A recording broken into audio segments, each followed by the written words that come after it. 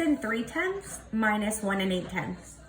So a couple things I noticed about these two fractions before I get started is they are both mixed numbers. So what that means is they're both a whole number combined with a fraction to make one number. The next thing I notice is, excuse me, they are both like fractions. So what that means is their denominators are the same. So we're working with the same parts of a whole in both of the fractions. The last thing I notice is the numerator in my first fraction is actually smaller than the numerator in my second fraction. And in subtraction, that seems a little bit confusing because when you're subtracting, you're usually taking a part out of a whole. So the first number should essentially be the bigger number. And when you look at these two numerators, at first you're like, wait a minute, 3 is not bigger than 8. But you have to look at the entire number. 6 and 3/10 is the number we're working with, not just 3/10. So if you look at the whole number 6, is that bigger than 1? Well, yeah. So even though the fractional part of this mixed number is smaller than this one, the entire mixed number is still bigger.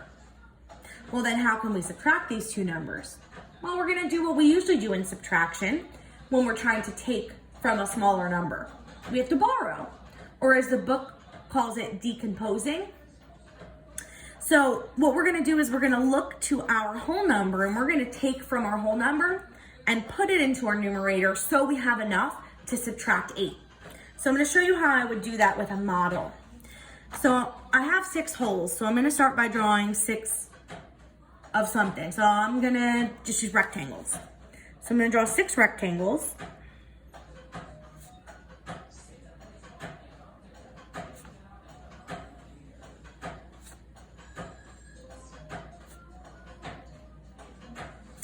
And since we are using tenths in this problem, that's our unit fraction, I'm going to break up each of these rectangles as best I can into equal parts and 10 parts each.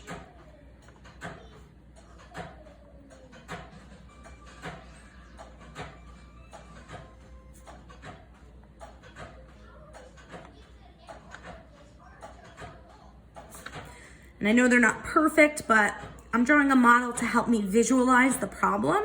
So it doesn't need to be perfect, but I need to understand that all these parts are equal.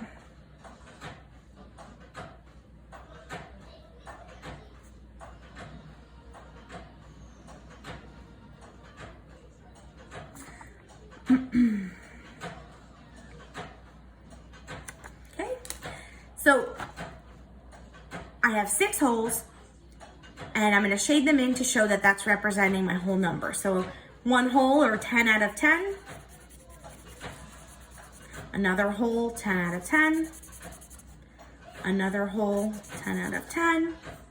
My third one, so 10 out of 10 pieces or parts, so forth and so on. So those all represent my 6 holes. Now I'm going to draw my 3/10. I'm still going to keep going with my rectangles, breaking it up into 10 equal parts. But this time I'm only going to shade in 3 parts because I don't have a hole. I only have 3/10. 1, 2, and 3. Okay, so now I need to borrow from my 6 holes, or decompose my fraction, which we've kind of already done in our picture. We're breaking it back down into parts. So I need to take a whole and put it into my numerator. So I'm gonna use this one, and I need to conjoin it with my numerator, or bring it together with my numerator.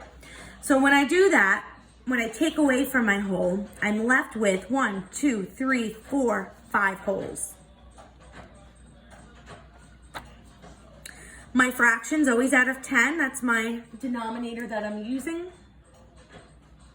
Now, if I look, I'm left with, take away these 6 holes. We're not gonna look at those right now. I'm left with 1, 2, 3, 4, 5, 6, 7, 8, 9, 10, 11, 12, 13. I'm left with 13 parts. So I took that 1 whole, which was the same as 10/10, and I added it to my 3/10 to make basically a mixed number and an improper fraction combined.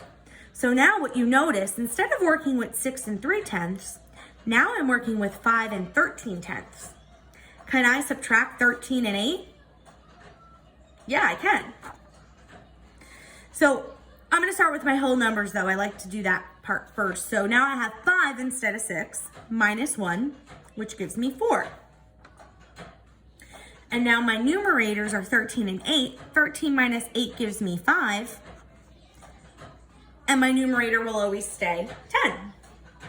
Now that's an acceptable answer, but I also am looking at this fraction and I feel like I can reduce the fraction.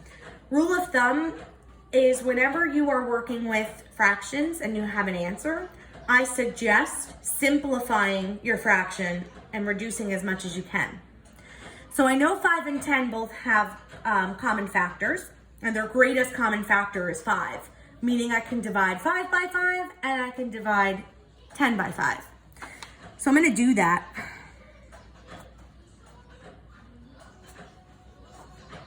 And I can't forget my whole number 4, that's still gonna stay. 5 divided by 5 is 1, 10 divided by 5 is 2. So my final answer is 4.5. So 6 3/10 minus 1 8/10 is 4.5.